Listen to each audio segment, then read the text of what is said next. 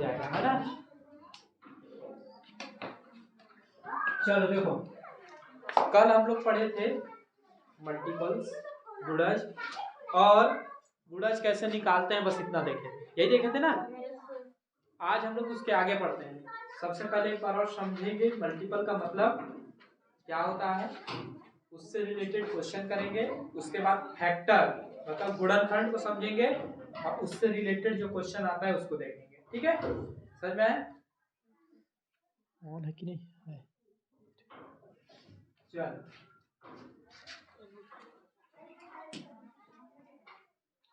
जैसे देखो, मैं 3, 9 और 12, ठीक है, इसका अगर एलसीएम निकालूंगा तो क्या आएगा?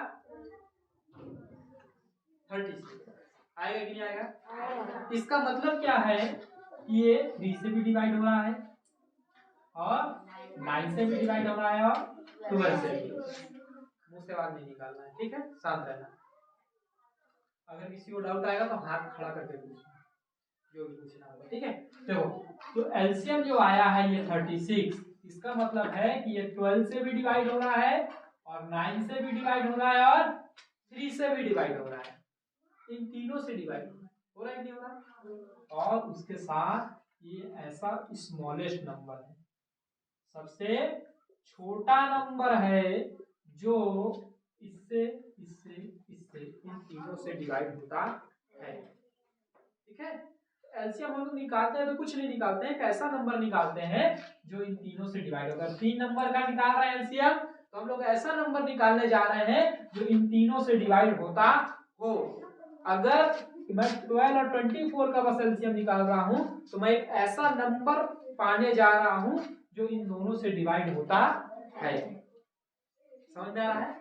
अगर मैं 4 नंबर, ठीक है, अगर मैं इन 4 नंबर का एलसीएम निकालने जा रहा हूं, तो मेरे को एक ऐसा नंबर मिलेगा जो इन चारों से डिवाइड होगा और सबसे छोटा होगा, सबसे छोटा होगा।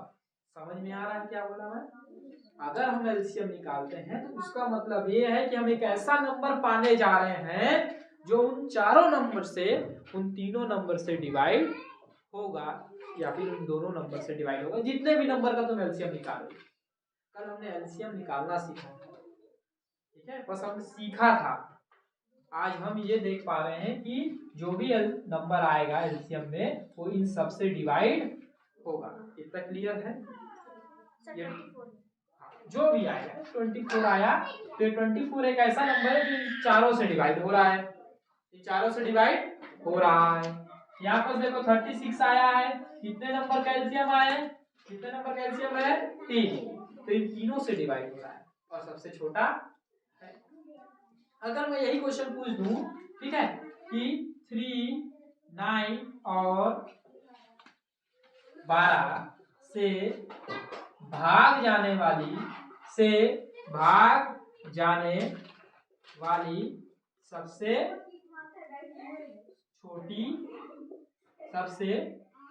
छोटी संख्या बताएं, या फिर इंग्लिश में बात करें तो, ठीक है, number which smallest number divisible by 3, 9 and 12। एक ऐसा नंबर बताओ जो इन तीनों से डिवाइड हो जाए और छोटा भी हो। एक ऐसा छोटा नंबर बताओ जो इन तीनों से डिवाइड हो जाए। तो बताओ किससे पता चलता है? एलसीएम से। किससे पता चलता है? एलसीएम से। तो इसका आंसर कैसे निकलेगा? एलसीएम निकालेंगे, और एलसीएम आता है 36। क्लियर है? अगर ऐसा क्वेश्चन आया तो इसमें क्या करोगे? एलसीएम निकालोगे। क्यों एलसीएम निकालोगे? बिना एलसीएम तो बनेगा क्या ये? एलसीएम लोग सीखे किस लिए? इसका मतलब क्या है? एलसीएम का मतलब ही ये है कि अगर कोई नंबर आ रहा है ना, तो वो डिविजिबल होगा जिसका एलसीएम निकाले हैं उनसे। क्लियर है? ठीक, ये समझ में आया? एंड 6, ठीक है, एक ऐसा नंबर हमको चाहिए जो इन चारों से डिवाइड हो जाए। तो बताओ कैसे आता है वो नंबर? By LCM. तो 3, 4, 5 और 6 इसका एलसीएम निकालेंगे। 2 से डिवाइड करते हैं पहले। देखो ये 2 से डिवाइड नहीं हो रहा है तो चल जाएगा 2 2 जा 4, 2 3 जा 6, 2 1 जा। अब 2 से डिवाइड नहीं हो रहा, 3 से करेंगे। अब 5 से एलसीएम निकालना कल बताया था। ये एलसीएम निकाले, इधर जो भी आता सबका क्या करेंगे? मल्टीप्लाई। 2 2 जा 4, 4 3 जा 12, 12 5 जा 2 2 4, 4 3 12, 12 5 60। तो 60 एक ऐसा नंबर है जो इससे इससे इससे इससे इन चारों से डिवाइड होगा, प्लस साथ में सबसे छोटा सबसे स्मॉलेस्ट भी होगा। इससे छोटा नंबर नहीं है जो इन चारों से डिवाइड। ठीक है, क्वेश्चन समझ में आया? अगर इस टाइप का क्वेश्चन आता है तो बस ये चेंज रहेगा, बाकी क्वेश्चन इसी टाइप से रहेगा, मतलब यही रहेगा। तो कर लोगे? क्वेश्चन दो। ये थर्ड 3 क्वेश्चन करो।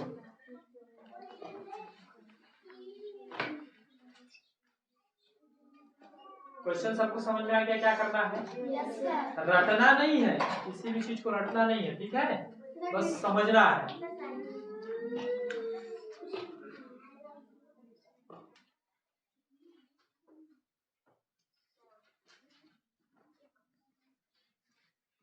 हो गया? ठीक है, इसमें एलसीएम निकालना है क्योंकि सबसे छोटा नंबर चाहिए और उन तीनों से डिवाइड होना चाहिए। तो इसका आंसर आएगा 150। बात रही कैसे आएगा, तो इसका एलसीएम निकालेंगे।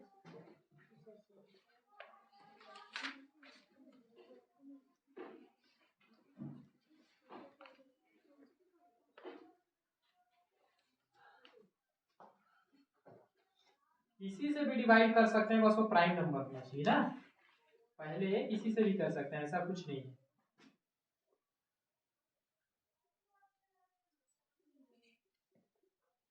3 5 जा 15, 15 5 जा 75, 2 जा 150, 3 5 15, 15 5 75, 75 दूनी 150। दूसरे क्वेश्चन में भी हम लोग को क्या करना है? एलसीएम ही निकालना है। क्या क्या है? 42, 98 और 70।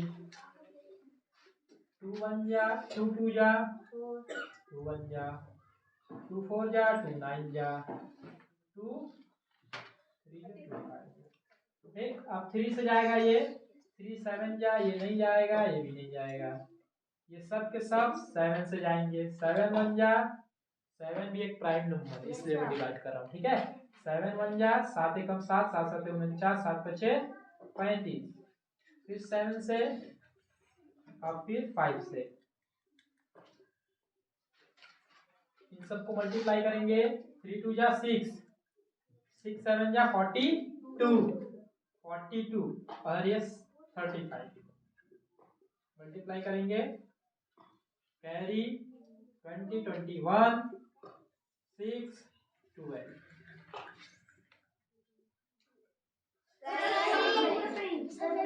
इसका आंसर आया 1470 और इसका आया है सही है। किसका गलत हो गया?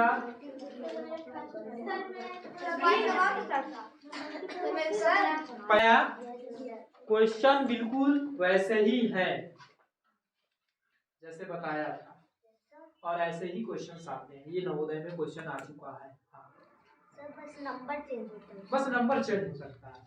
देखो ये क्वेश्चन इससे पहले क्वेश्चन करके बताया था, वो उसी से रिलेटेड। देखो ये ऐसा क्वेश्चन, ये ऐसा, तीनों एक ही क्वेश्चन है लेकिन तीनों क्वेश्चन हर अलग अलग साल में है। क्वेश्चन रिपीट होते हैं, है ना, बस उनका वैल्यू चेंज हो जाएगा। देखो ये सेम क्वेश्चन, बस ये वैल्यू चेंज हो गया। 1 2 3 1 2 3। पीछे भी जो बताया था वो 4 था, है ना। ठीक है, ऐसा क्वेश्चन आएगा अगर एग्जाम में आता है और टेस्ट में आता है तो बनना चाहिए। ये वीडियो में भी तुम लोग को मिल जाएगा प्लस अगर जो भूलेगा वो मेरे से पूछ भी लेना, ठीक है। यहाँ पास 2 स्टूडेंट हैं, पहले समझ लो, ठीक है।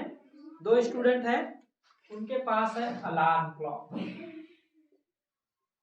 अलार्म क्लॉक में क्या होता है, अलार्म बजता है, ठीक है।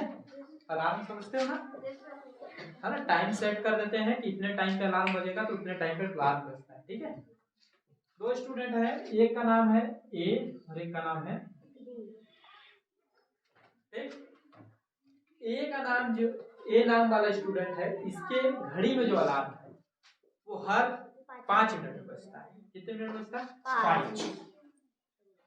तो फिर अगला 5 10 पे, फिर अगला 5 15 पे, फिर अगला 5 20 पे, फिर अगला 5 25, फिर अगला 5 30, फिर अगला 5 35, फिर अगला 5 40 45 50 55, ऐसे करके जितना आगे बढ़ोगे बढ़ते जाएंगे, ठीक है। अब जो बी स्टूडेंट है, सपोज उसका 9 मिनट के बाद उसका 9 मिनट हुआ तो उसका अलार्म बजेगा, फिर अगला 9 पे बजेगा, फिर अगला 9 पे बजेगा। तो 9 18 27 36 45 54 फिर 63 72 51 90 99 108, ऐसे करके आगे बढ़ते जाएंगे, है ना, ठीक है। अब मैं बोल दिया, ये तो हो गया, ये अलार्म बजते हैं भाई, ठीक है, इतने इतने टाइम बजे। लेकिन मेरा क्वेश्चन क्या है कि ऐसा टाइम बताओ जब ये दोनों एक साथ बजते हैं।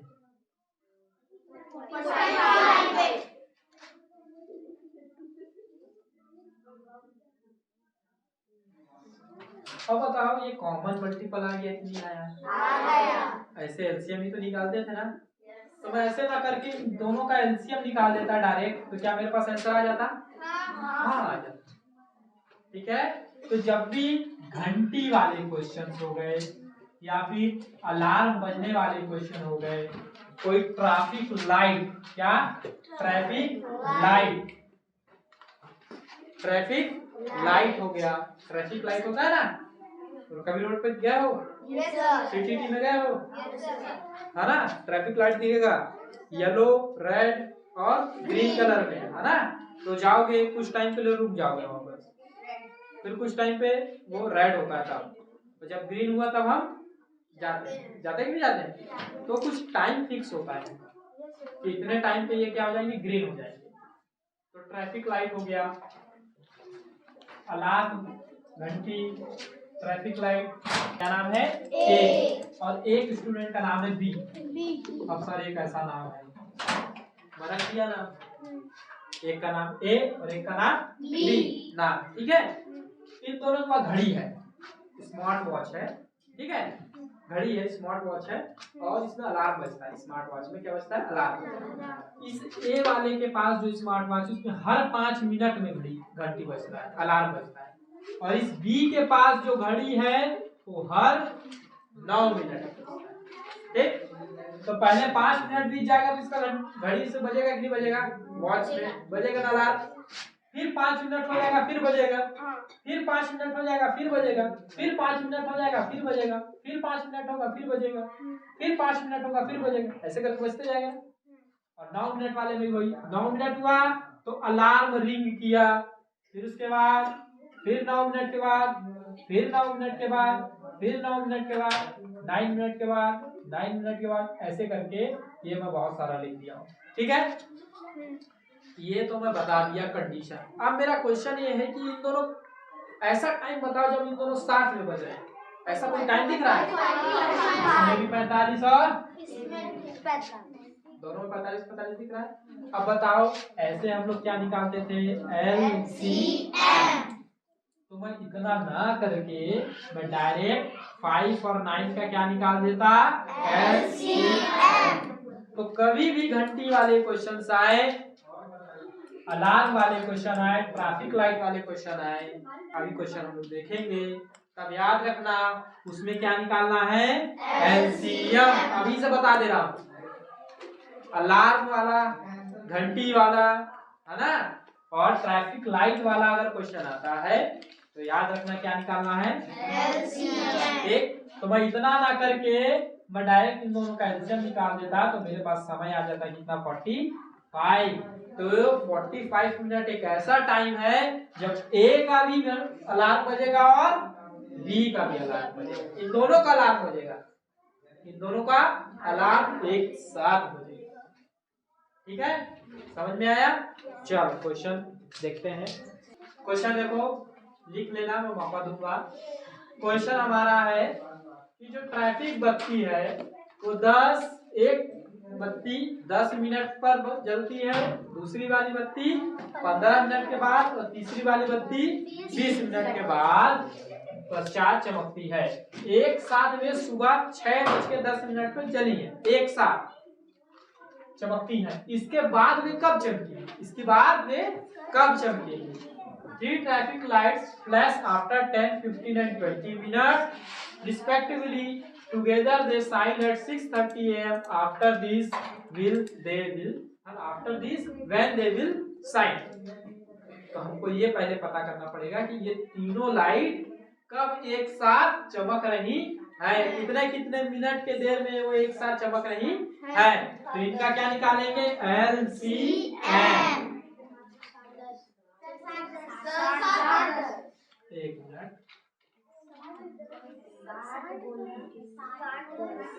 7 रहो,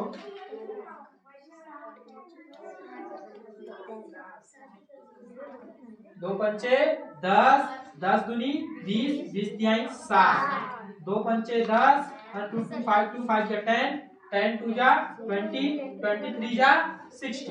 अच्छा, मेरे को ये पता चल गया कि हर 60 मिनट के बाद ये एक साथ चलती है, एक साथ चमकती है। कितने मिनट के बाद? हर 60, ठीक है। लेकिन हमारा ये आंसर नहीं है।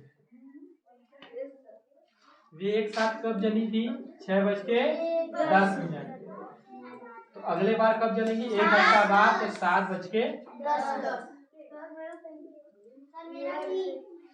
ठीक है।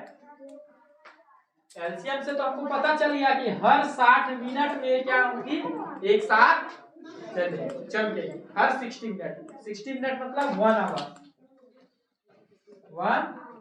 1 घंटा। तो 6:10 के बाद 1 घंटा कब होगा? 7:10।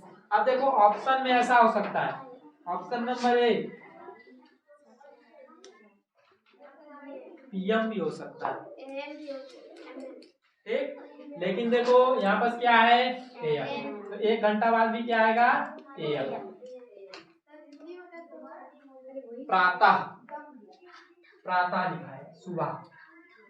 तो 6:10 प्रातः है, तो आंसर में तुम लोग को खोजना 7:10 प्रातः, या फिर एएम भी लिखा होता है। ठीक है, समझ में आया ऐसा क्वेश्चन? डायरेक्ट क्वेश्चन नहीं देगा कि लो भाई बोल दिया तो एलसीएम निकालो, 60 आया तो 60 खोजते फिर रहे हो कहाँ। पहले बार कब बजा, कितने कितने टाइम पर चमका? पहले टाइम 6:30। तो 1 घंटे बाद मतलब 7:30। एलसीएम क्यों निकालना पड़ा? हमको ये देखने के लिए कि कब वो एक साथ चमक रहे हैं। बात समझ में आ रहा है? मिटाओ क्वेश्चन को।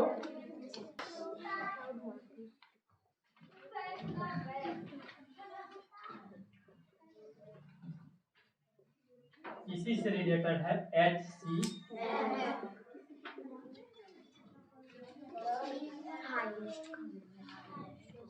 Highest common factor. ठीक है, एलसीएम याद है, इसमें थोड़ा सा अपोजिट हो जाता है, उल्टा होता है। ठीक है, देखते हैं। हमको पढ़ना है फैक्टर्स, गुणनखंड, इसी से रिलेटेड है HCF। ठीक, तो सबसे पहले वही बात, जैसे हम लोगों ने मल्टीपल्स को समझा था वैसे ही इसको समझेंगे, फैक्टर्स को। ठीक है,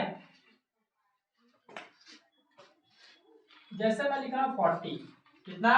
40।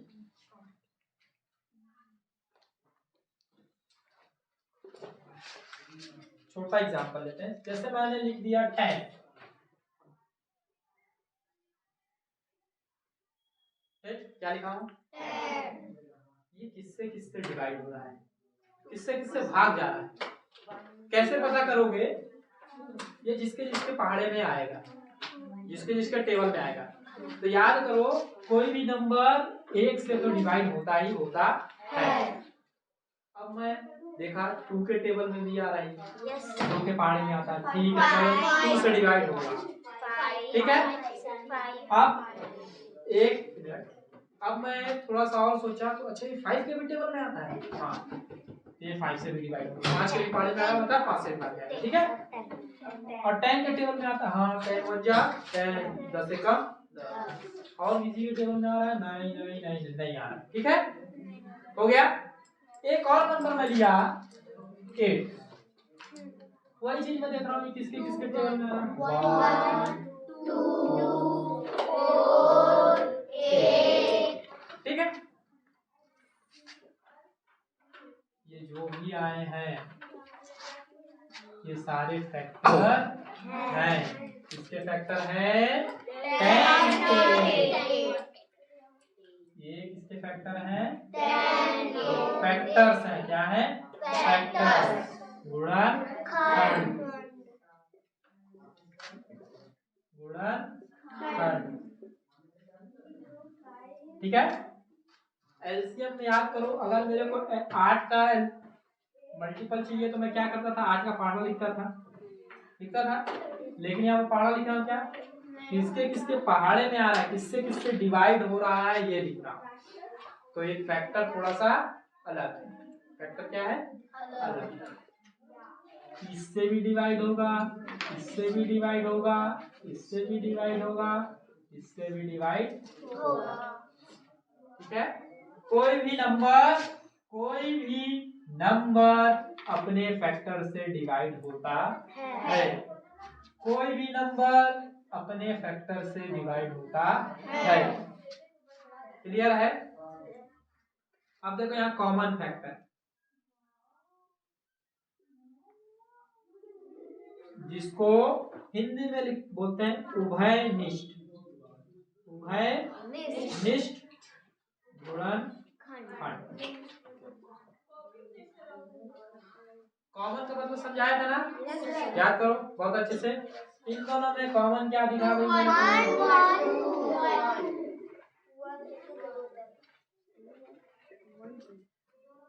1 और 2, एकदम इजी है। अगर मेरे को कॉमन फैक्टर निकालना है तो मैं फैक्टर देखूंगा, अगर मेरे को कॉमन मल्टीपल निकालना रहता तो मैं क्या लिखता? कॉमन मल्टीपल लिखता। क्या लिखता? मल्टीपल। लेकिन यहाँ पर मेरे को क्या देखना है? Common factor. ये फैक्टर लिख लिया, इन दोनों में कॉमन क्या है ना? 2 और 1 कॉमन निकालते आसानी से बनेगा। चलो एक एग्जांपल और लेते हैं। ये 15 है और ये 20 है। इसके फैक्टर 1 के टेबल में आता है, 3 के टेबल में आता है, 5 के टेबल में आता है और 15 के टेबल में आता है। 1 के टेबल में आता है, 2 के टेबल में आता है, 4 के टेबल में आता है, 5 के टेबल में आता है, 10 के टेबल में आता है और 20 के टेबल में आता है, ठीक है। ये हो गया फैक्टर की बात। अगर मैं 15 का फैक्टर बोलता तो ये सब होते, 20 का फैक्टर बोलता तो ये सब है, ठीक है। लेकिन अगर मैं कॉमन फैक्टर की बात कर दूं इन दोनों की, तो 1 और 5, ठीक है। एक अब HCF, ये CF का मतलब समझ गए, कॉमन फैक्टर खोजना जान गए। ये H का मतलब है हाईएस्ट, अधिकतम, बड़ा। तो इन दोनों में बड़ा कौन? 5। तो ये है हमारा फैक्टर। हाईएस्ट कॉमन फैक्टर कौन है? ये। इसमें कौन है हाईएस्ट कॉमन फैक्टर? 2। ये कॉमन है, कॉमन फैक्टर है लेकिन हाईएस्ट ये है, इसलिए HCF हमारा ये है। ये होगा विजेता। इनको ट्रॉफी दिया जाए। आइए इसको कुछ देके मेरा स्वागत करिए। गोल्ड मेडल, गोल्ड मेडल, ला गोल्ड मेडल पहनाते हैं उनको, ये जीत गए। ये दोनों पहले आए लड़ते लड़ते सबसे और ये जीत गए, बोले हम आगे। है ना? समझ में आया हाईएस्ट कॉमन फैक्टर? ये हुआ मतलब इस तरीके से भी ऐसे का और भी तरीका, ठीक है? इसको बोलेंगे अभाज्य गुणनखंड विधि, प्राइम फैक्टराइजेशन मेथड। ये प्राइम नंबर जो है ना, पहले इसी के बारे में समझ लेते हैं, ठीक है? प्राइम नंबर एक ऐसा नंबर होता है जैसे 5 प्राइम नंबर है ना, इसका दो ही फैक्टर है, 1 और खुद, 1 और खुद। जैसे 7 है 1 और खुद। अगर मैं 11 की बात करूं तो 1 और 11, इसके अलावा और कोई नहीं मिलेगा, ठीक है? जैसे 2 1 और 2, 3 है ना? तो प्राइम नंबर उसी को बोलते हैं जिसके कितने फैक्टर हो, ओनली 2। और एक तो ऐसा इंसान है सवे के पहुंच गया है, हाँ ये 1 जो है ना बहुत बदमाश है, ये सबके साथ जाता है। मैं आऊंगा नहीं, क्या तुम्हारे में दम है तो रोक के दिखाओ।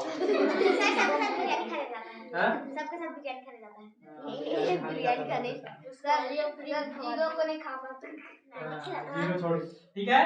ये सब प्राइम नंबर। तो मैं अभी तक आवाज संख्या भूलता था, लेकिन अब तुम लोग अगर खोजना भी चाहोगे तो ऐसा नंबर जिसका केवल 2 ही फैक्टर होते हैं, 2 ही गुणनखंड होते हैं, उनको बोलते हैं हम लोग अभाज्य संख्या प्राइम नंबर। 1 और खुद होना चाहिए बस। अब कोई बोलेगा सर लीजिए 1 और 20 दिया बस, तुम्हारे बोलने से थोड़ी ना होगा, ये तो 3 के भी टेबल में आता है, ये 4 के भी आता है। देखो एक और खुद को छोड़ के इसके और बहुत सारे परिवार के सदस्य हैं, इसलिए इनको प्राइम नंबर के घर से निकाला जाता है ना? ये प्राइम नंबर के घर वाले नहीं है, ये सब ये देखो, ठीक है? जिनके पास 2 बच्चे,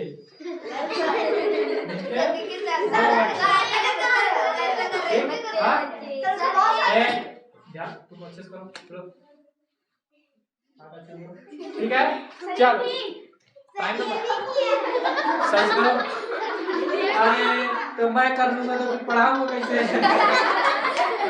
मैं भी ऐसे कर लेता हूँ तो पढ़ाऊंगा कैसे? तुमसे ये थोड़ी ना कोई बोल के ये थोड़ी ना बोला हाथ पकड़ लोगे तो मुंह से ही बहुत दिमाग लगा रही है। ऐसे उसके पास कोई आया ये हाथ दे दे कर दिया तो दे दिया। चलो प्राइम नंबर समझ में आया?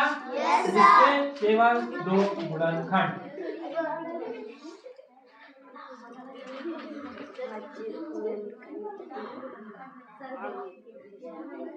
इधर देखो, अगर मैं लिख दिया 30, अब मैं बोल दिया इसके प्राइम फैक्टर बताओ, क्या बताओ?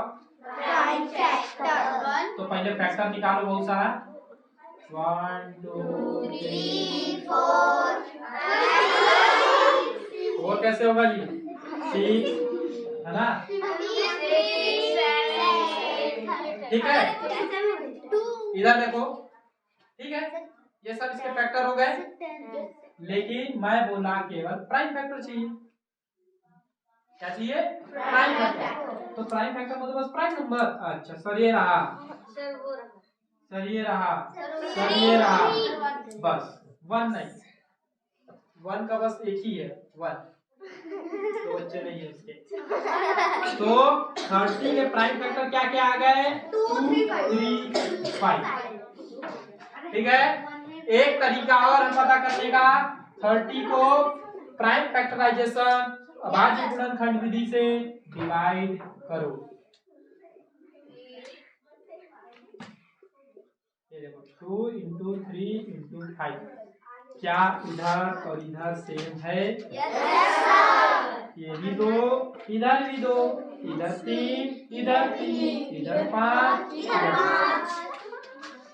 एक अब अगर प्राइम फैक्टर पूछेगा तो तुमको इसमें माथा पच्ची नहीं करने का, इसका घर बार मत दर्शाना, बस तुम ऐसे निकाल देना। बात समझ में आया? एकदम क्लियर? ठीक। अगर यहाँ 70 होता, क्या होता?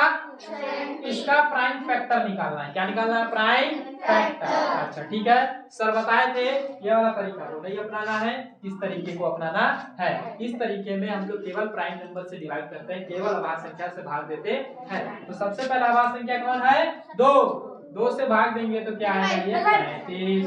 फिर 5 से डिवाइड करेंगे तो 70 का क्या क्या आया?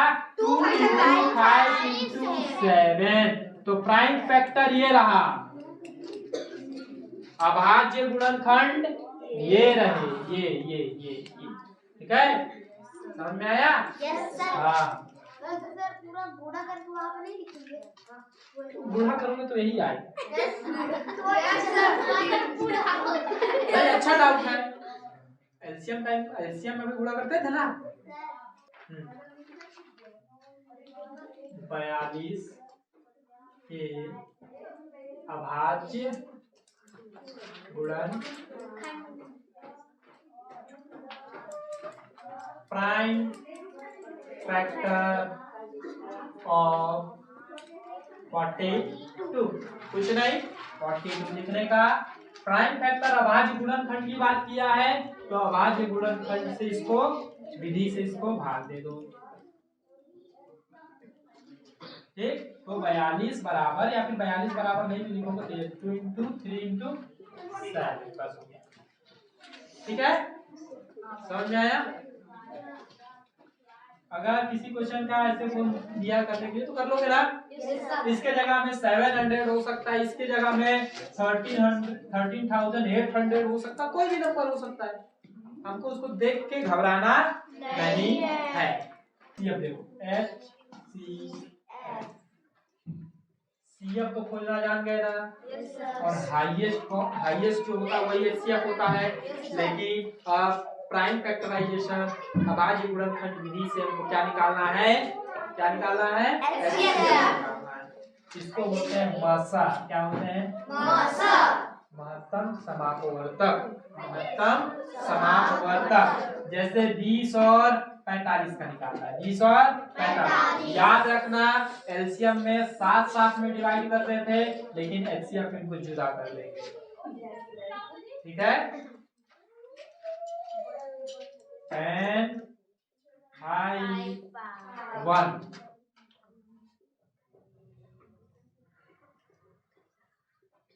जा सकती हो तानी। ठीक है,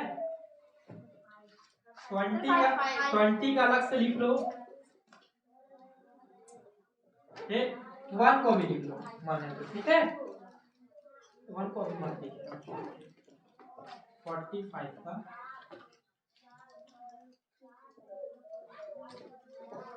देखो तो कौन है? बाकी कोई नहीं मिलता ना, तो इसका HCF हो गया। बस इतना ही करना है, कुछ नहीं करना। हाँ, अगर किसी में कुछ नहीं मिलता, किसी में कुछ, जैसे मान के चलो ये 18 है, ठीक है, और एग्जांपल ले लेते हैं 17, इसको डिवाइड किए, ये तो प्राइम नंबर 17 से ही डिवाइड होगा। ठीक है, ये 18 का क्या क्या है? 2 × 3 × 3, ठीक है, और इसमें 17 का 17, बस 70 है ना। कुछ नहीं मिल रहा ना, तो उसका क्या मिलेगा? ये देखो दोनों में 1 है ना, 1 है। जिसका कुछ नहीं उसका 1, सबका मालिक 1 है। ये जिसका कुछ नहीं है उसका मालिक 1 है। एलसीएम हो चाहे एचसीएफ हो, कम से कम कितना नंबर चाहिए? 2। ठीक है, मेरे पास 20 और 15 है। ठीक, 20 और 15 है, इसका मैं एलसीएम निकालता हूँ। क्या?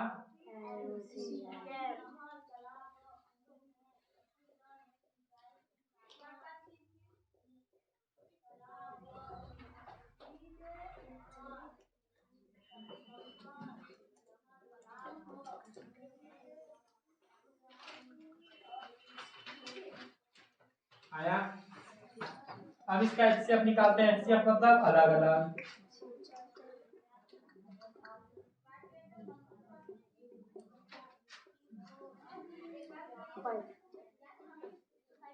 एक इसमें सेम कौन मिला?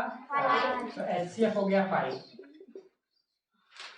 अब देखो एक रिलेशन बता रहा, एक संबंध बता रहा, ठीक है। मैं किसका किसका एलसीएम निकाला? एचसीएफ बीडी का निकाला। इन दोनों को मल्टीप्लाई करता हूं। जिसका जिसका एलसीएम और एचसीएफ निकाला उन दोनों को क्या करूंगा? ठीक। और इन्हीं के एलसीएम और एचसीएम, एलसीएम और एलसीएम कितना है और एचसीएम, इन दोनों का अगर मल्टीप्लाई कर दूं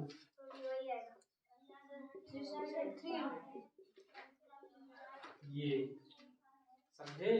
मतलब नंबर 1 इंटू नंबर 2, इन दोनों का मल्टीप्लाई करूंगा तो ये किसके बराबर होगा? इन्हीं का एचसीएफ मल्टीप्लाइड बाय इन्हीं का एलसीएम।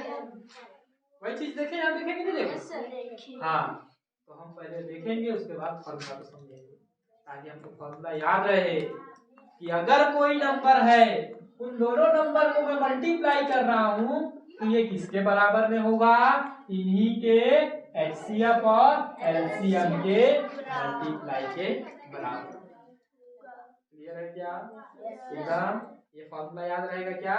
इससे क्वेश्चन आता है, तो कैसे क्वेश्चन आता है उसको मैं बताऊंगा आज नहीं, इसको ठीक है।